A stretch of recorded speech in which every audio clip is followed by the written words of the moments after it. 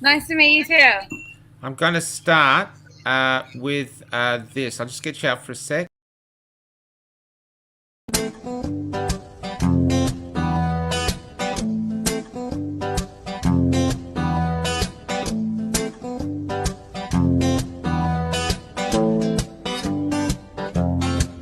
Well, I left the city and I moved to Mullumbimby and I found my home in a teepee. Hi everyone, my name is Amir. I'm the owner of Eden's Landing, Mullumbimby. We stand for freedom. We do not support discrimination. We do not support medical apartheid. We like our freedom. We like our kids. We love our community. Your medical choice, it's not our business. My name's Seema from Hemp Culture. We sell hemp product and we promote sustainable business. We stand for freedom, we don't discriminate, and we don't support medical apartheid. All are welcome, and your medical choices are not our business.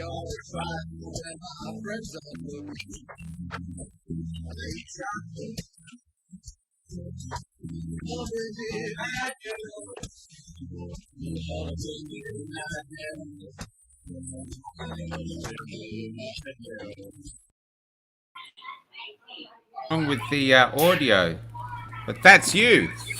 That is me. Indeed. I feel like That's you. And I have to say, I put that on our page and it went crazy. And it's just being shared and shared and shared constantly because I think the whole world, not just the country, is searching for courage and integrity and hope. And you guys nailed it. Yeah. So hats off to you. Yeah. Yeah. Thank you. Well, Yeah, it was really. I just introduced, this is Karina. Karina, where are you? I'm in Jarvis Bay area. Jarvis Bay. So Jarvis Nice. Bay is doing the same thing as you, Shani, with some cafes. But I thought we'd start with your community. How did you actually come together to decide? Did you all just get together in a town meeting and say we're going to do this, or what happened? So it wasn't like that. It sort of happened with the whole mask thing that started out. They brought that in up here, and everybody was required to wear a mask. And I'm medically exempt from wearing a mask, and so I didn't have one on. And some of my staff in the cafe were also exempt from doing that, and so they also didn't have masks on. And we had the police coming into the cafe every single day for a 6-week period, and just sometimes they'd send in 2 officers and then they'd send 4, and then all of a sudden there'd be 6 police officers and just threatening arrest, threatening fines, saying that we weren't complying with the public health order. And I just kept going back to, no, we're in full compliance. It really clearly states that if you're medically exempt, you don't have to wear a mask. And they said, we want to see the medical exemptions. And I said, well, I need a court order to prove that I have to show you my private medical information. And that just sort of aggravated them more, and they kept coming back and back until eventually I made a deal with them that I would show them the exemptions if they just left us alone, because it was starting to get pretty stressful for the staff. I had to put on no trespass notices at the start of the cafe so that they wouldn't enter anymore, because one of the police officers was really aggressive and threatened to physically assault one of my staff members and arrest him just because he wouldn't give up his name, which is not, you don't have to give your name to police. It's no obligation to speak to police unless you're already under arrest. But yeah, it was just got out of control. And then Amir, who has Eden's Landing, the fruit and vegetable shop, he also had a lot of run-ins with the police, and he said, no, we're not doing that sort of stuff here. It's not actually law. It's a breach of people's privacy. And, the masks don't really work, and they actually dangerous for people to have on for such a long period of time. Like, especially in a cafe, my chefs can't really wear a mask and then be a hot stove, not able to breathe properly for 8 or 10 hours a day. That would be dangerous, and that would be putting their health at risk. So, I sort of connected with the community members through that. Can I just ask before you go on, were these local police? Yeah. Yeah, so they were local police. So I had. They know you. Okay. Yeah, one of the women police officers who was particularly against me, her husband actually used to come into my cafe almost every day. And she was hell bent on trying to find me and really, really gunning to try and shut my business down. But yeah, she was unsuccessful. Incredible. Yeah. Incredible. So yeah. I can understand if it was police up from the city who didn't know you, but you think local police would want to maintain a relationship with the community. Yeah. You know what I mean? And it's not like you're dealing in drugs. I mean, it's not like you're murdering. It's anyway. I'm baffled. We got a saying it's down here ludicrous. that we don't say "oh well" anymore. We just say "what the f" every day. It's like 3 times a day. You just go "what the f," It's just crazy. There's how's it been taken by the customers though? I mean, even with the police in there every day for 6 weeks, how is it taken with the police with the customers dealing with that? So at the start, I lost about half of my customers. This cafe that I took on, I just took on at the start of, in March, I took it over. I was actually overseas all of last year and just got back in January this year. I was living over in Central America and I came back to buy the business. The business has been going for over 30 years and I worked here previously before going overseas. And so I'd worked here for about 5 years before that and I knew all of the locals. It's a very local-based cafe. It's the longest-standing cafe in Mullumbimby and probably the whole Byron Shire. So it already has like a really good, steady following of people. But with the whole mask thing, a lot of the clientele are older. And I did lose about 40 to 50% at the start. We have a comedian up here, Mandy Nolan. She was also a regular, but she wasn't happy and she wrote up lots of stuff in the local newspaper about me and, about Oh my God. challenging the system. Unbelievable. Yeah, there was a bit of backlash from that. Yeah, it really got quite out of control. But so I did definitely lose customers, and I had people say to me like, you just need to put on a mask. You just need to do it for your business.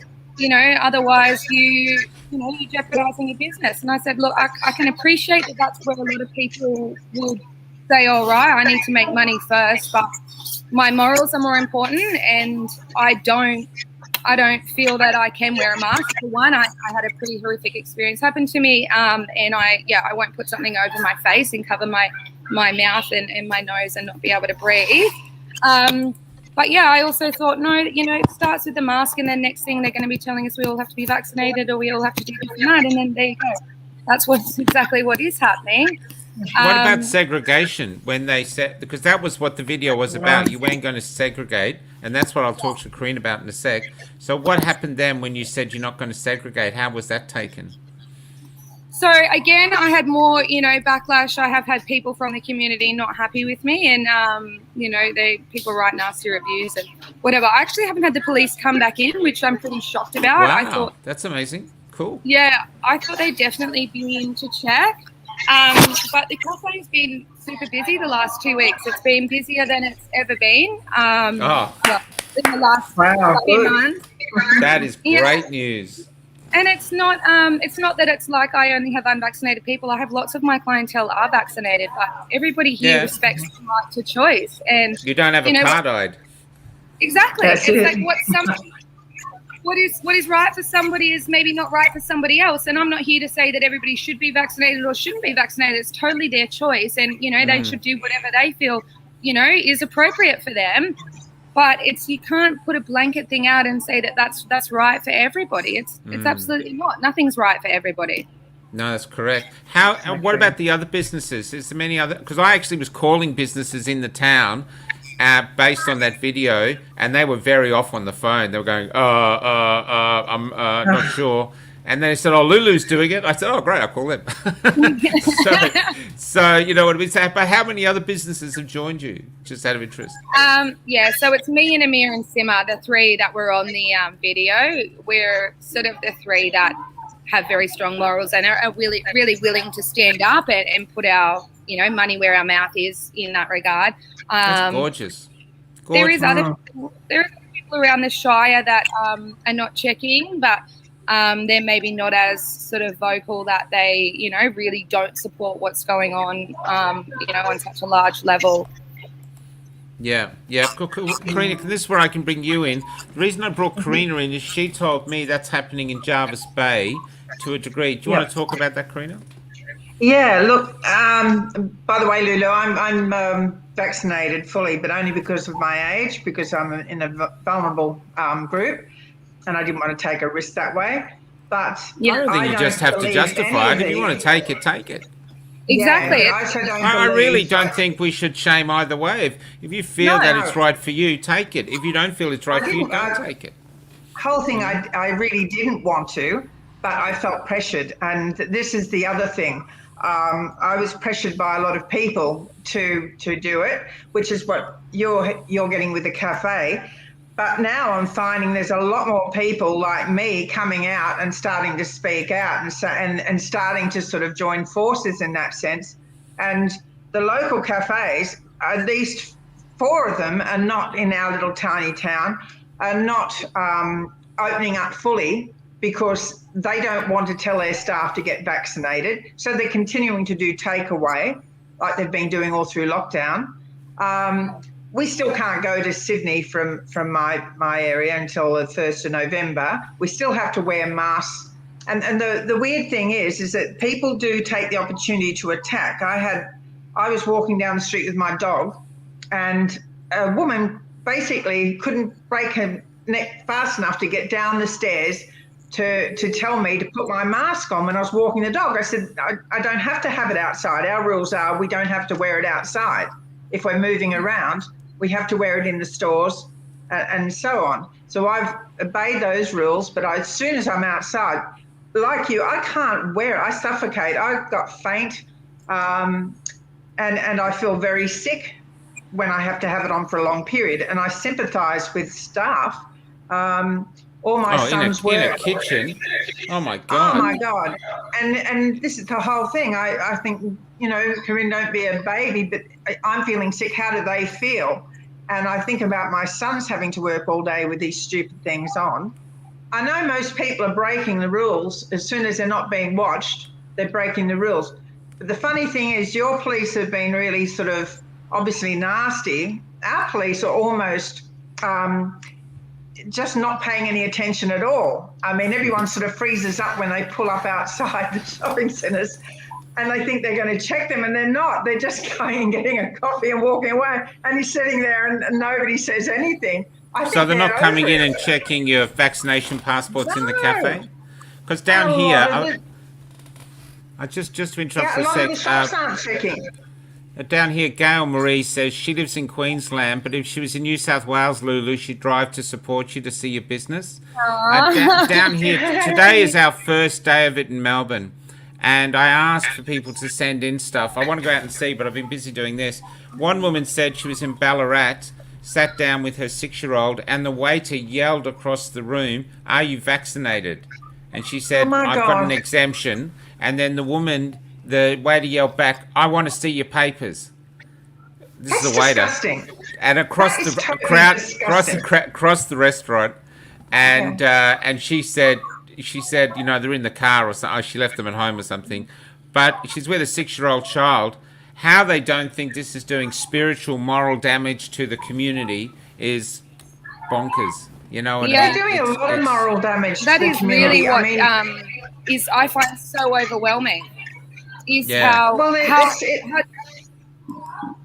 sorry. So I just let Lulu speak. Sorry, go on ahead, Lulu. Yeah, okay. Is how damaging it is, to everybody on a greater level, but how people think it's okay to intrude on people's privacy and to actually ask them to see their medical certificate or to see the evidence of their vaccination or not vaccination.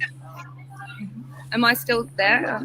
Yeah, but breaking up a bit, but it's still getting through. Yep. Sorry. Yeah, we can hear you even if we don't see you. Yeah. Okay, perfect. No worries. We had an incident.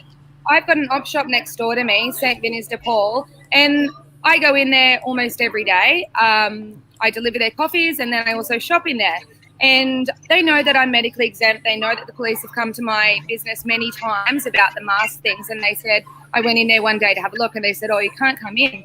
You have to wear a mask." And I said, "Oh, I've got a medical exemption." And they said, "Oh, well, we just don't allow people in with medical exemptions." And I said, "Well, that's a breach of Section 23 of the Disability Discrimination Act. You can't just not allow some people in because they, have a medical exemption, a legitimate reason why they can't wear a mask." And they said, "Oh, well, we just don't care about that." And I said, "Well, you're openly discriminating against people, and this is a charity organisation that's supposed to be there to help people in need." And they just refused to let me in. And they said, if like I asked to speak to the manager, they said, oh, there's nobody in today. And I ended up making a complaint with the Human Rights Commission about them. And they still now, they'll come in and get coffees and I can go and deliver them. So I can walk through their shop to deliver their coffees, but I can't go in there and shop there. It's just like the hypocrisy in everything. It's unbelievable. I interviewed a homeless support worker the other day, a single mum with 2 kids who works from home, has loads of clients living in the hotel system, and she didn't want to take the vaccine, and now they've discriminated against her. She's gone. She's finished. And she was at home. Yeah. She called me up and said, I want to talk. I said, do you want to come on? She did. And it was heartbreaking. And how does our community benefit? By having people who are caring, who are helping the homeless, not for any great amount of money, and they're being discarded and discriminated against by these organizations that are based, whether you're religious or not, they're based on the teachings of Jesus. And the last thing Jesus would do is discriminate against anyone, especially the sick. I mean, that's just basic. That's the foundation of their entire ethos. There's always been so much hypocrisy around. That's the whole thing. And people are really showing their true colours at this time. And that's what I'm finding, that I'm seeing who really is a critical thinker and somebody that's not, that's just basically grabbing the chance to bully somebody else. And there's quite a lot there. I had a neighbour that was basically dobbed in because her husband came home from Wollongong. But the neighbour didn't realise that he had a travel exemption for his work. But before she even found out, she rang up the police and sent the police around to my girlfriend's house and knocked on the door and said, you know, we heard that your husband's here and he shouldn't be here. And she had to explain. And I get so furious at these kind of people. It's like they've got nothing else to do in their lives but grabbing the opportunity to bully other people. When we're supposed to be sort of getting away from the bully fact, but so many of them are doing this now. But the work ethic, I mean... It sounded like you were bullied, Lula, by the police. I mean, coming around every day for 6 days, that's hurting your business, because people don't want to sit in a coffee shop watching the police have it out with the staff constantly. Absolutely. You know? And they'd be intimidated too. Yeah. It's so intimidating. Like, you know, I mean, it was intimidating enough having 1 or 2 police officers, but when they send in 6 male police officers and some public health official, and they're all standing there, big men, you know, with their hands on their guns, pointing at you and telling you that they're going to physically arrest you and that you're, you know, putting the community at risk and you're breaking the law and you're doing all of this. And, you know, I'm a 32-year-old woman and I'm just like, whoa, no, I'm not breaking the law at all. I'm, you know, just trying to run my business. And they're like, oh, well, you need to be policing this and you need to be policing that or doing this. And it's like, well, wait a second. I'm not paid by the government to uphold these mandates or these regulations. I'm a cafe owner and I'm struggling to make a business. You know, out of doing that, I can't be expected to police everybody else. And also, like, it's not my responsibility. Everybody's an adult and everybody is responsible for their own actions.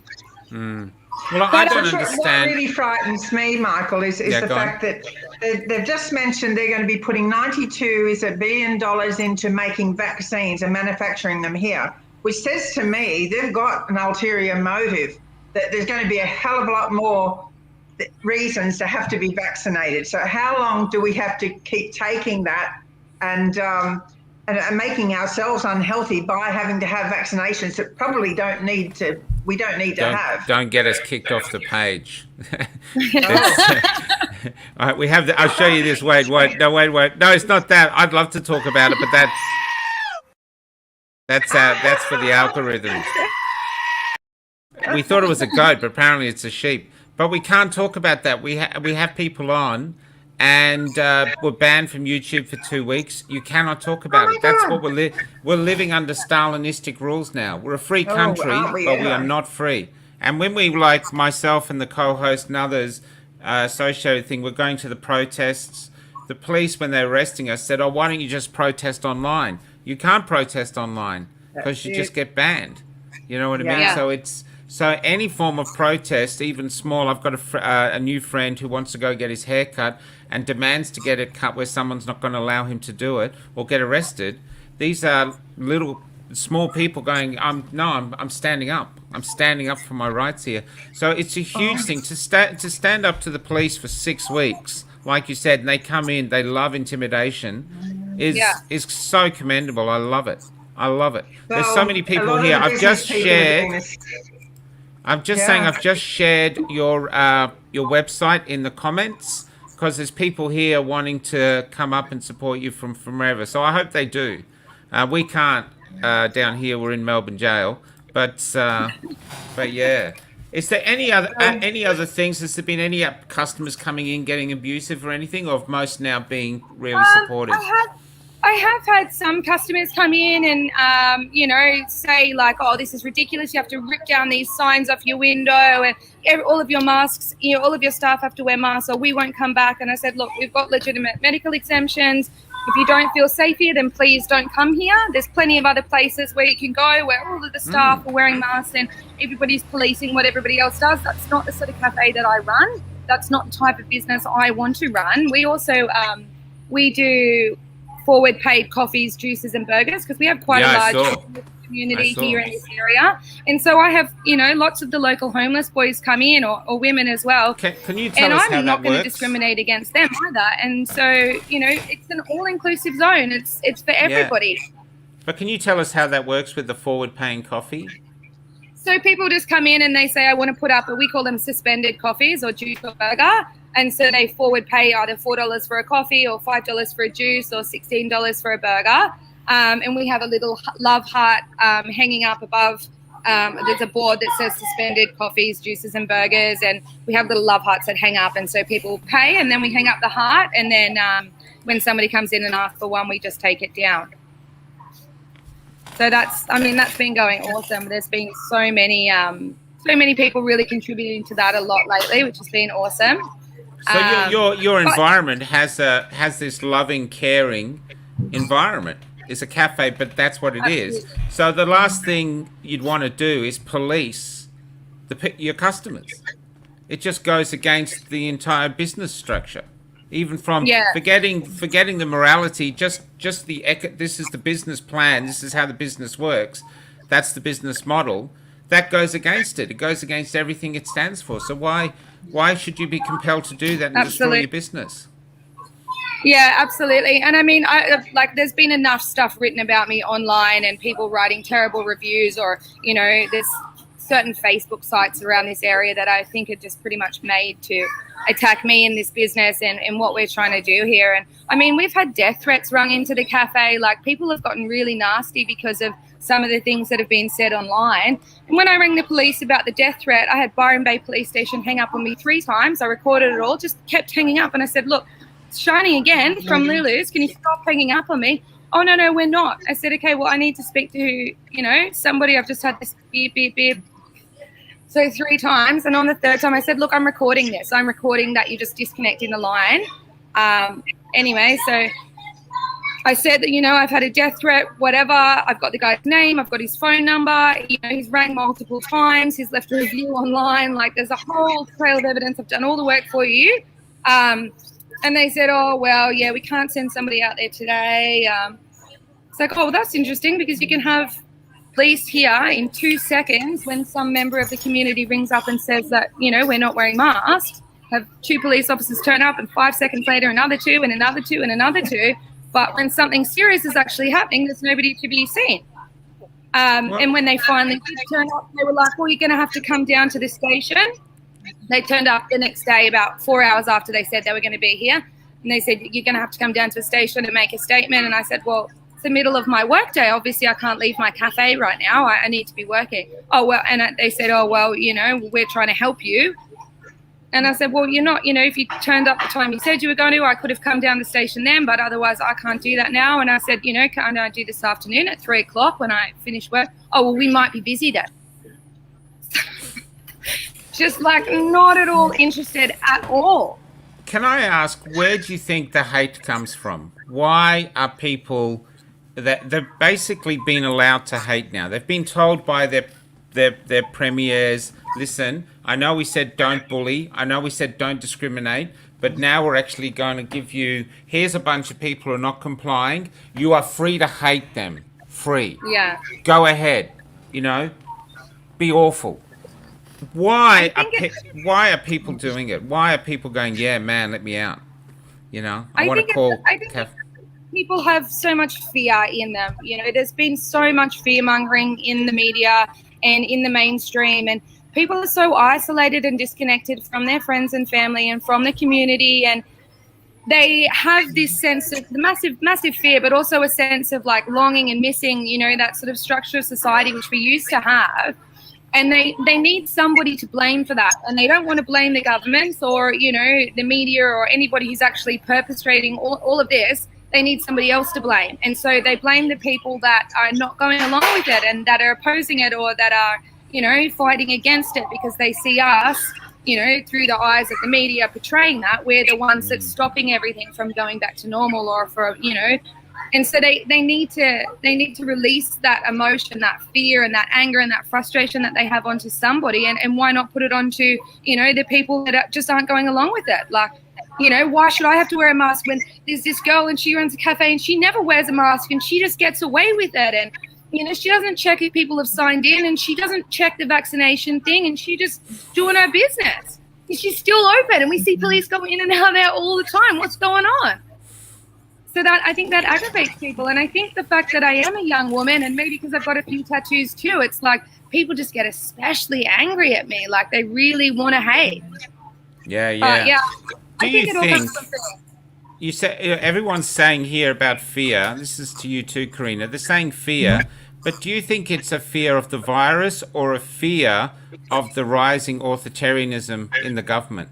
Like the government is becoming this, and they're more frightened of that. And in order to keep the government on side that the government doesn't, or the police don't go for them, they're going, "Hey, look, I'm hating her." You know what I mean? Yeah. Do you know what I mean? It's like when you're in the schoolyard and there's a bully, and the bully has these little minions, and the minions and everyone puts not blinkers actually. on.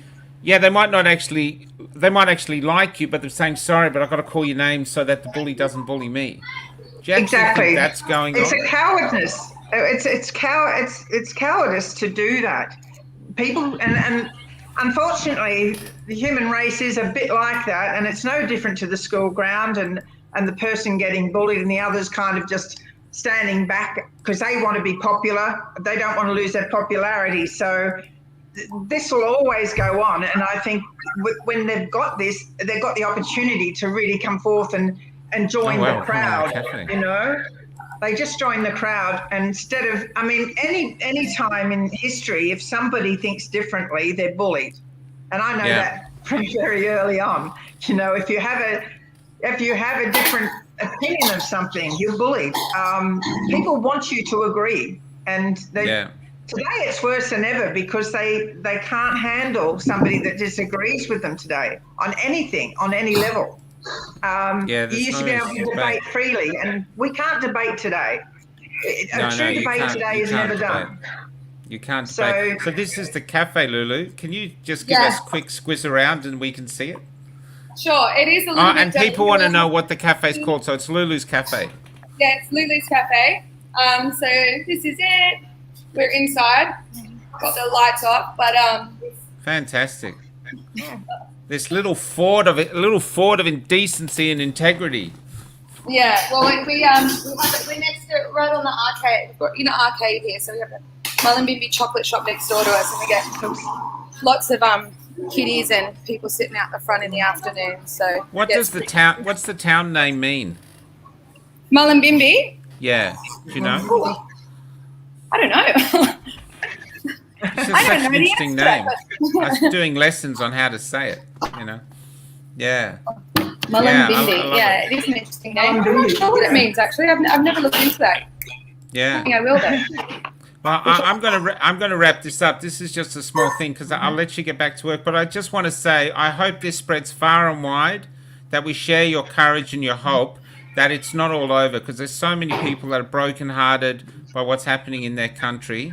And you may be small and feisty, but I hope it shares, because I'm in love with you. I think it's great. If I could get there, I'd come in for a coffee now, you know. Can I say too that I hope you stick by what you're doing and don't get pushed around, because a lot of other people are starting to come out now and starting to support your particular thing. And especially in my area, they're all starting to defy the rules, if anything.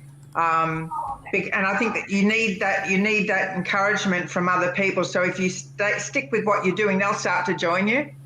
My hairdressers, I got a new hairdresser because she can't work in her hairdressing salon.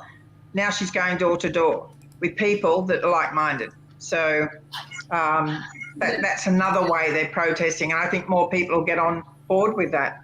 So I think they will, because people will see, Lulu, people are going to see that the customers are happier in your environment. And if you get busier, then the other business owners are going, what the hell are we doing? What the hell are we doing? You know? Absolutely. Yeah. Absolutely. I think that they're already feeling that. Yep, they're perfect example. Perfect example. Because what you are is a symbol of everything that was good about us.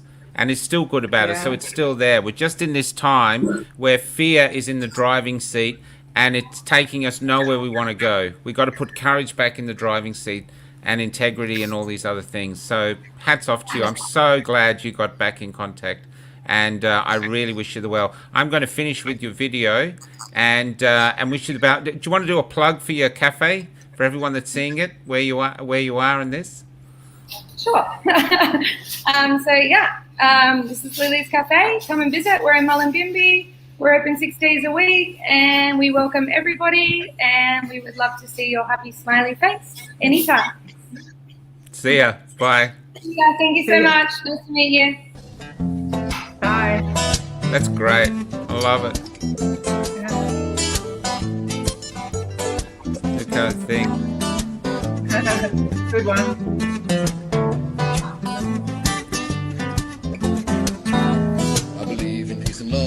Who's singing, by the way? I don't know. That came up when I saw the video online. I didn't actually know about that beforehand. But it's good, isn't it? Yeah, it's great. Honestly. Shared like crazy. Take care. Take care. Bye-bye. See you. Bye.